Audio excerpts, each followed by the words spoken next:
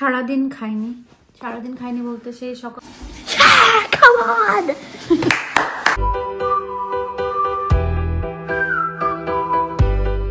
আসসালামু আলাইকুম, কেমন আছেন সবাই? আমি এখন যে রান্নাঘরে আসছি, একটু পিঠা বানাবো। যে পিঠা আমি জীবনেও বানাইনি, বাট আজকে ট্রাই করব, কারণ ভালো লাগছে না, মনে হচ্ছে কিছু একটা করি। সো ভাবলাম পিঠাটাই বানাই। ঘুম থেকে উঠে মনে হলো যে কিছু একটা করতে হবে, কারণ সময় যাচ্ছে না, মানে ভালো লাগছে না। তো ভাবলাম যে কিছু একটা করি, কি করব যেটাতে সময় পার হবে। তো ভাবলাম দেখি একটু পিঠা বানানোর চেষ্টা করি, যদিও আমি পিঠা বানাইতে পারি না, আর ট্রাই করব। আর এখানে কিন্তু আমি সেই আয়া দাহিরার কি খাবে, এটা আমারই অনেক পছন্দের জাফরানি মিশ্রিত রেডি ফিরনি মিক্স, যেটা এটা খুবই মজা। তো এটা এখন একটু রান্না করব, সাথে দেখি পিঠা জাতীয় আমি কখনোই বানাইনি। কি পিঠা বলো যেন ওইটাকে, পাটিসাপটা বলে মেবি, ওইটা কখনোই বানাইনি। তো আজকে একটু ট্রাই করব। তো পাটিসাপটার ভিতরে যেই হচ্ছে পুরটা দেয়, সেটার জন্য আমি এই জাফরানি ফিরনি মিক্সটা রেডি করে নিব। এখানে একটু ময়দা আর একটু চালের গুঁড়া, সাথে একটু লবণ নিয়েছি, নিয়ে হচ্ছে মিক্স করে নিব। গুড়ের লিড এটা খুলতে পারতেছি না, তো এখন কিছু সময়ের জন্য রেখে দিব। কেউ আসলে তাকে দিয়ে খোলাই ফেলবো, কারণ বাসায় আপাতত কেউ নাই, আমি একা। সো এটা খুলতেই পারলাম না। আর এখানে এটা ভিজাই রেখে দিচ্ছি, এখন না, একটু পরেই তৈরি করে ভিজানো থাকুক। একটু গ্যারেজে যাব,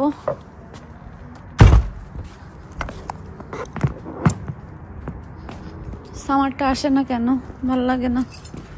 যখন ভালো লাগবে না, গার্ডেনে এসে চুপ করে বসে থাকবো। কালকে একটু হাতটা খুলে একটু নাড়াচাড়া করছি, আমার সারা রাত হাতে ব্যথা করছে, ভালো লাগছে না।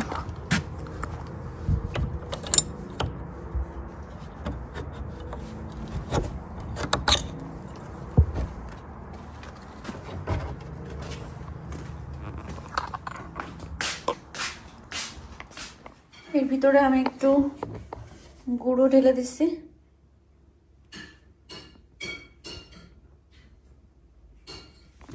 এখানে আমি পোড়াটায় হচ্ছে ফ্রেশ মিল্ক দিয়ে গুলাচ্ছি। আল্লাহ জানে কি হবে, জানি না, কি বানাইতেছে আমি নিজেও জানি না।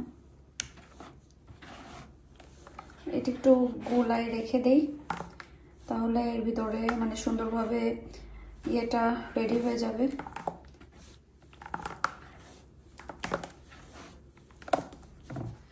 এখানে একটু আমি হচ্ছে গুড় দিয়ে দিচ্ছি, গুড় দিয়ে এটা এইভাবেই থাক, এখন আর কিছুই বানাবো না, এরকম থাক।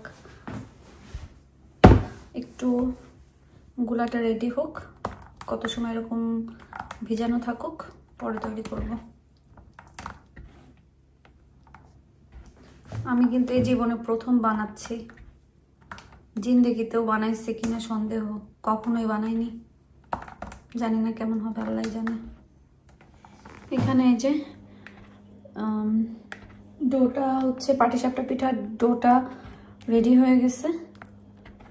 বেশ কত সময়, কিন্তু আমি আধা ঘন্টার উপরে এটাকে গুলায় রেখে গেছিলাম। আর এখানে এটাকে খিরসা বলে, আমি একটু ইউটিউবে সার্চ দিয়ে দেখলাম এটাকে খিরসা বলে। সো এই যে এটাও রেডি, এখন বাকিটা। এখানে আমি একটু তেল দিব,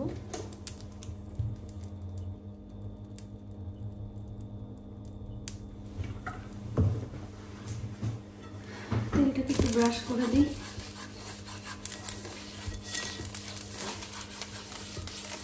তেল কি বেশি হয়ে গেল?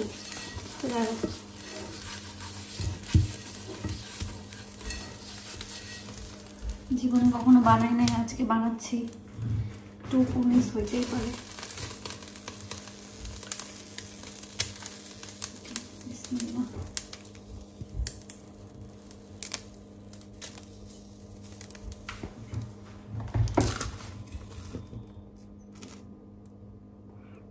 বেশি হয়ে গেছে না?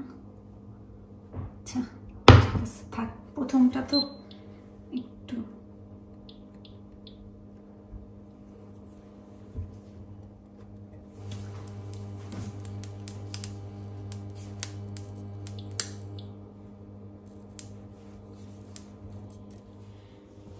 প্রথমটাই যে এখানে কোনো রকম হয়েছে, সেকেন্ডটা মনে হচ্ছে ভালো হবে, দেখি কি হয়, বুঝতেছি না, দেখা যাক।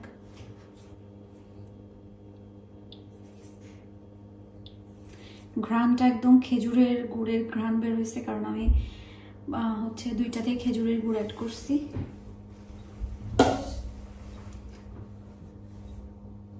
আচ্ছা, একটু বাকি আছে এপাশে হইতে।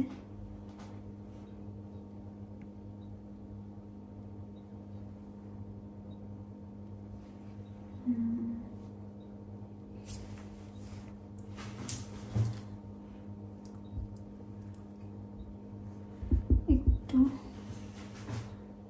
খিরসা দিয়ে দিই।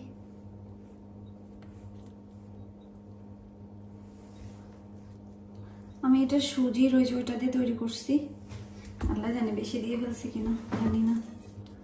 এক হাত দিয়ে তো কিছু করা যায়, এই আল্লাহ।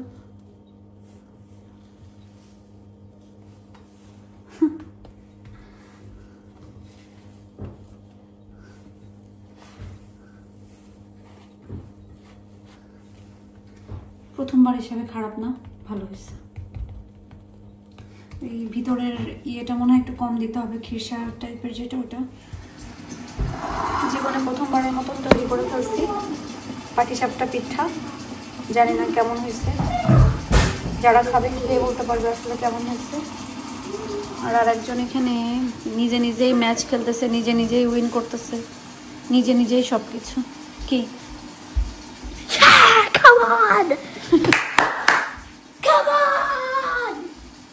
আমার কোনো কিছু যদি ভাঙছে খামন বের করে দিব, বুঝছো?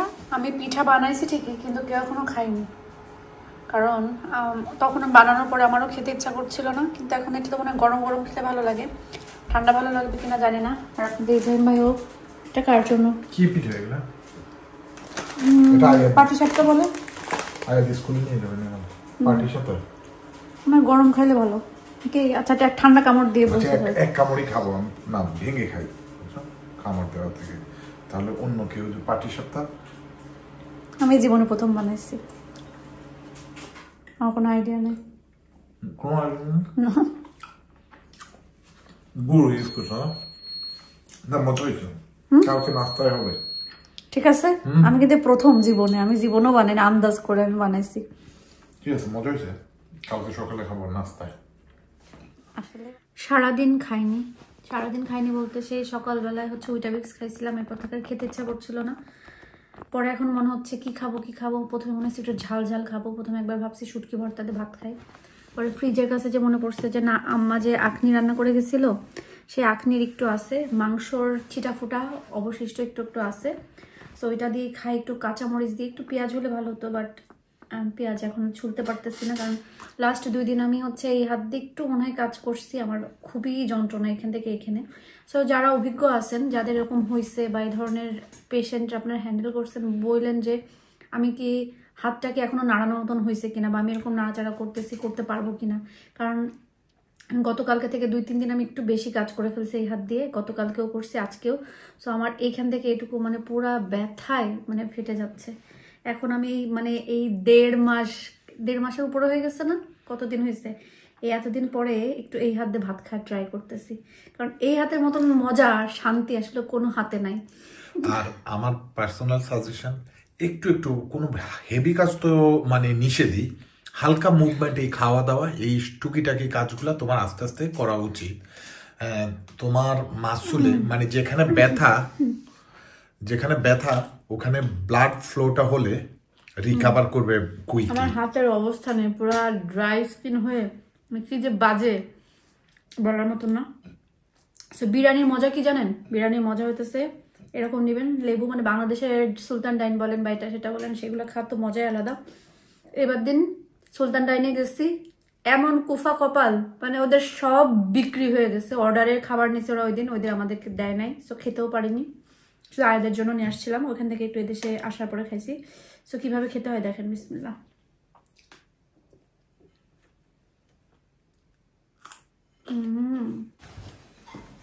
রবিবারের দিনটা আমাদের হচ্ছে একটু মানে খুব রিল্যাক্স ভাবে যাই পোলাপান নিয়ে। তোমাদের রিল্যাক্স না, আমার কিন্তু রিল্যাক্স যায় না। সারা সপ্তাহ যাই, উইকেন্ডে সারা সপ্তাহে আমার কোনোদিনই রিল্যাক্স যায় না। কেন রিল্যাক্স? সব সময় রিল্যাক্স না, হঠাৎ একদিন রিল্যাক্স করলে মানুষ ওটাকে উপভোগ করে, এনজয় করে। আমি যদি সারা সপ্তাহ রিল্যাক্স থাকি তাহলে আমি একদিন যে রিল্যাক্স হবে ওটার আর কোনো সুযোগ নেই।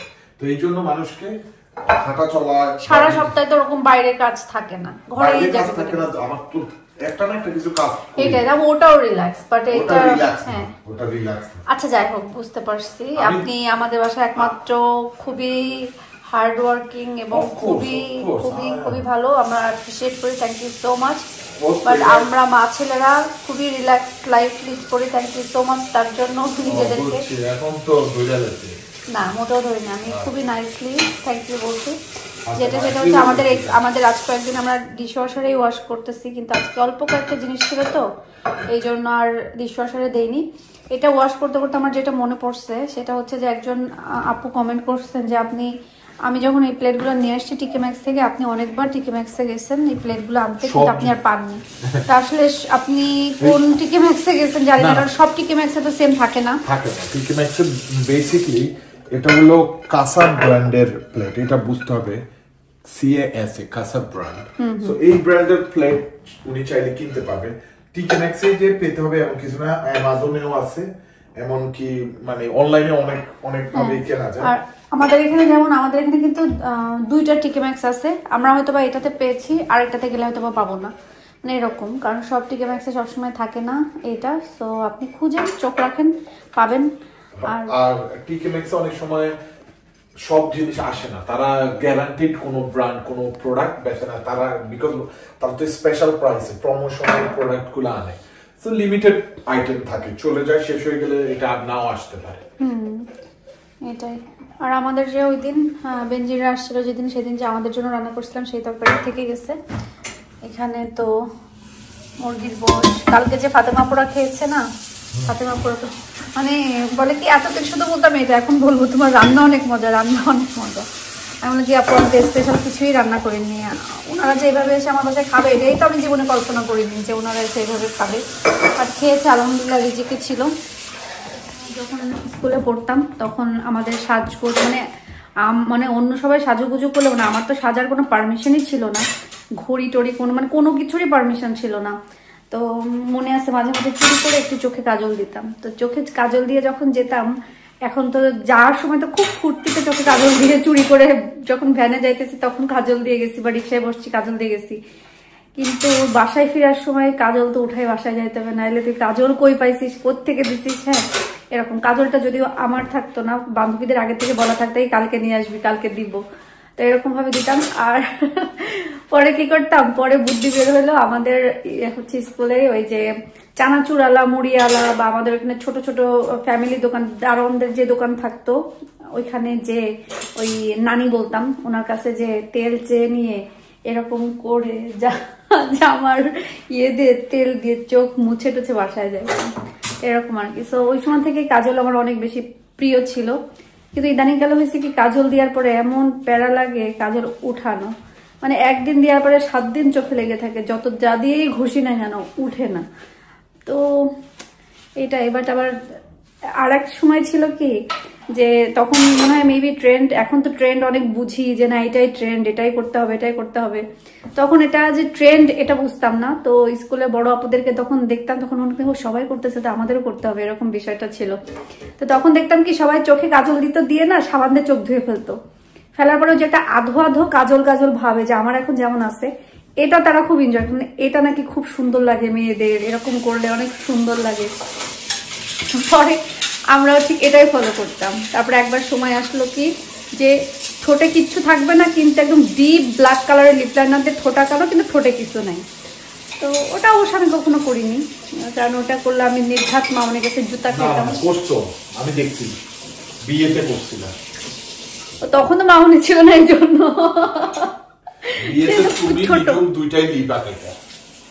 না। ওই আমি যেটা কথা বলছি ওইটা না, লিপা খাইছি, বাট আমি যেটা কথা বলতেছি ওইটা না, ওইটা একদম ছিল মানে একদম ডিপ, মানে ব্লক কাজল দিয়ে ঠোঁটা খাইতো, মানে একদম কালো, ভিতরে কিছু থাকতো না এটা, বাট এমনি নর্মাল লিপ লাইনার দিয়ে ঠোঁট আঁকানো, সেটা নতুন নতুন তখন আসছে, সেটা করছি। বাট ওই যে ব্ল্যাক দিয়ে একেবারে ওইভাবে কখনো করা হয়নি, এই আর কি।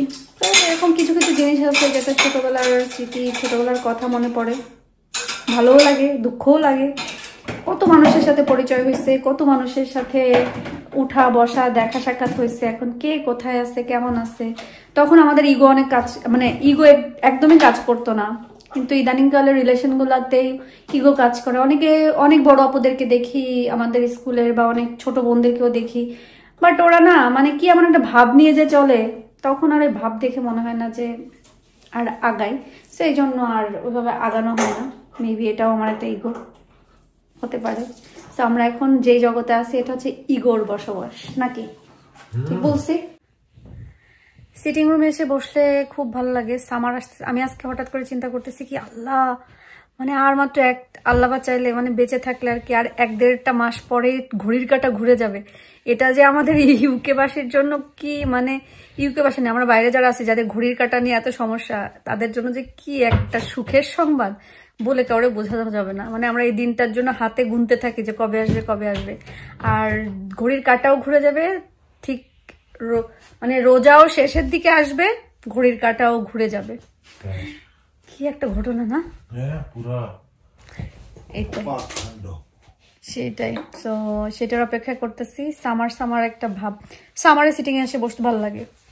শীতকালে মনে হয় কি লেপের নিচেই জড়সড়ো ভাবে আরামে বসে থাকি, এটাই ভালো লাগে। যাই হোক, তো সবাই ভালো থাকেন। বলবেন যে আমার জীবনের প্রথম এটা কি পিঠা, পাটিসাপটা পিঠা কেমন হলো। আমি আসলে পিঠা টিঠাতে এত পারদর্শী না, আমি কখনো বানাইও নি। আর দাদু বাড়ি টাড়ি গেলে বা যে কোনো মানে ফুপু বাড়ি বা দাদু বাড়ি, না খালামনির বাড়ি নানু বাড়ি গেলে এই পিঠাটা খাওয়া হতো, বা মামনির খালা বাড়ি টাড়ি গেলে। আর আমাদের ওইখানকার সব থেকে বিখ্যাত পিঠা যেটা, এগুলোই বেশি খাওয়া হতো, যেমন রসে ভিজানো কাঁচি পোড়া পিঠা, চিতই পিঠা, তারপরে হচ্ছে এই যে পাকান পিঠা আমরা বলি, ভাজা পিঠা যেটা পাকান পিঠা, তারপরে ছিটরুটি, এইগুলাই বেশি খাওয়া হতো। তারপরে যে হাতে কাটা সেমাই পিঠা, তারপরে হচ্ছে মানে কিছু আঞ্চলিক পিঠা থাকে না, তো আমাদের ওইদিকে এগুলাই বেশি চলে, এগুলাই বেশি খাওয়া হয়েছে। তাছাড়া আসলে এত কুলি পিঠা, এই আমাদের ওখানে ভাপা কুলিটা বেশি চলে, বাট আমার ভাজা কুলি অনেক বেশি পছন্দ। আমার ভাপা কুলি একদম ভালো লাগে না, আমার কাছে ভাপা কুলিটা ভাজা কুলিটা অনেক বেশি মজা লাগে। বাট এবার মামনি যে বানাইছিল, রে বাবা রে বাবা, সেই লেভেলের কুলি পিঠা না, আমরা সব খাই। বাট ওটা আবার নানু উপর কাছ থেকে শিখছে, তো ওটা মামনি নুপুরা পবার বলছে যে আমরা এরকম খাই, মানে তাহলে ওনাদের দেশে মাগুরা ফরিদপুরের দিকে এইভাবেই খায়। তো মামনি তার মার কাছ থেকে শিখছে, যাই হোক না কেন। তো সবাই থাকেন আজকের মতন ভালো, আমাদের জন্য দোয়া করবেন, আমরা দোয়া করি আপনারা যে যেখানে আছেন সবাই ভালো থাকেন, সুস্থ থাকেন এবং নিরাপদে থাকেন। আল্লাহ হাফেজ।